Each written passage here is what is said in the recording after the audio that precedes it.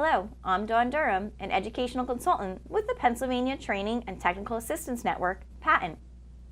Summer is a time we typically step back and reflect on the year, using that time to regroup, if you will. I would encourage you to think of those months as an opportune time for professional development. PaTTAN, along with other agencies, have several conference offerings, one of which is the Community on Transition Conference. Hillary Mangis, a consultant from the PaTTAN Pittsburgh office, is here to share about this professional development opportunity. Thanks, Hillary, for being here with us. Thanks for having me, Dawn.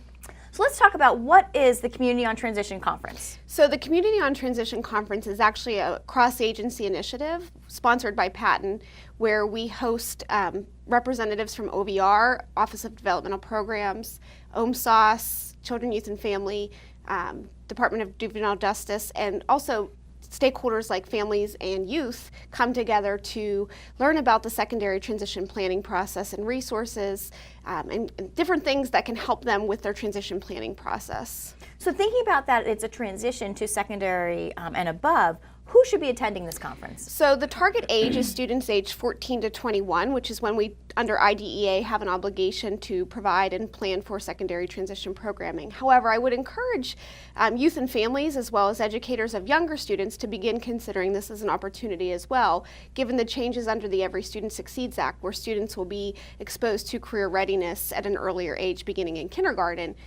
because that will also help to make the transition planning process when a student is 14 run more smoothly. So we're not just talking about the professionals in the field. This is an opportunity for youth and families to be engaged in this conference as well. Correct. A high percentage of the attendees at the conference are actually youth and family members. Okay. We partner with the Pennsylvania Youth Leadership Network, and they sponsor sessions for youth and families, as well as the Peel Center and our family caregiver strand at the conference, where we talk about different options that they can begin to learn. And so the sessions are more geared towards youth and families in those strands as well. Oh, excellent. I think that's a great point that we want to make sure that we highlight, that many times we think about professional development offerings as being for the educators across the Commonwealth. But this is a great opportunity for families who will begin that engaging process of transitioning their child or someone in their family or in their community. And you had also mentioned that we should start thinking about this for those before they're the age of 14, even starting in kindergarten with the new ESSA, the ESSA regulations, that career readiness is going to be brought into those younger grade levels.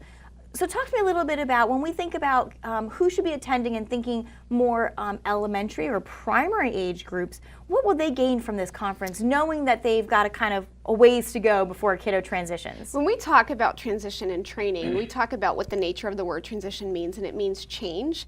And so change often produces anxiety. So what we typically see happening in the schools now is when you get to the transition section of an IEP for a student that isn't 14 or older or turning 14, that we typically say, oh, we don't need to worry about that right now. Really, that's the best time to worry about it, because those decisions that we make for students beginning the first time they qualify for special education do have direct ramifications over time for their transition outcomes. We know that when students are included in the general education classroom earlier, their outcomes are better. That's research-based.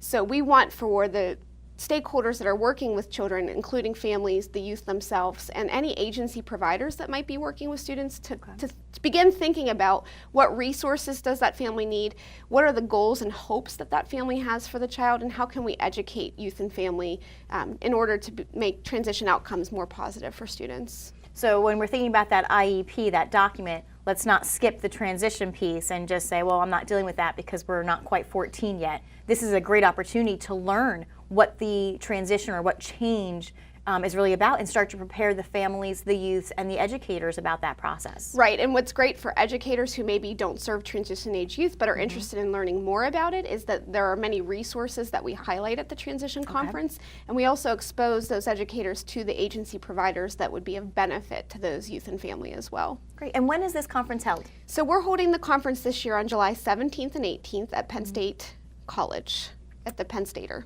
Now, the youth that are there, do they stay as well, or they come and go, or they're there with their families? So the youth that attend can apply for a youth and family scholarship that we also have. They stay with their families. They are encouraged to attend the youth sessions. And in the evening, Pennsylvania Youth Leadership Network has an event for the youth in the evening that they run. Typically it's a dance. So the kids really have a good time, right? Yeah, it's a good time for kiddos to kind of socialize with other students their own age.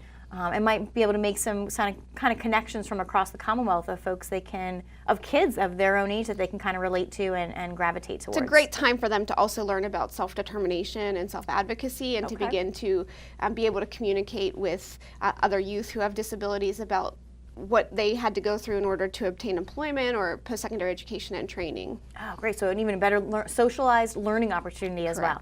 And when was registration going to be open, knowing that this is in July 17th and 18th? Typically it comes after March. We get the registration live. We have to go through the Act 48 process, of course, for our educators. So typically around April, beginning of May is when people can see it live. And should we be looking on the PaTTAN website for this registration to open? Correct. The website under the Wisdomware registration system, look on the PaTTAN training calendar and it'll be ready to go.